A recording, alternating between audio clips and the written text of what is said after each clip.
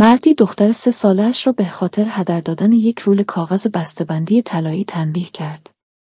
درآمد مرد کم بود و از اینکه دخترک اصرار داشت جعبه را برای گذاشتن زیر درخت کریسمس تزیین کند عصبانی شده بود.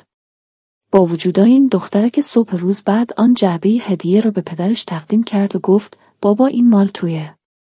مرد از واکنشی که روز قبل نشان داده بود شرمنده شد، اما وقتی جعبه را خالی یافت باز هم عصبانی شد.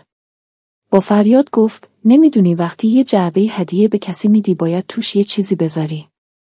دخترک در حالی که اشک در چشمانش جمع شده بود گفت بابا این جعبه اصلاً خالی نیست. من یه عالمه بوس فرستادم تو جعبه. همه اون بوسه ها مال توی بابا.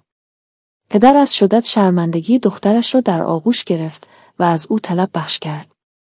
مدت زیادی از این ماجرا نگذشته بود که دخترک در یک تصادف جان باخت. پدر جعبه طلا را سالها کنار تختش نگه داشت و هر زمان که دلسرد و ناامید میشد به یاد او در جعبه را باز میکرد تا یکی از بوسه های خیالی دخترش را بردارد و عشق پاک او را به یاد بیاورد.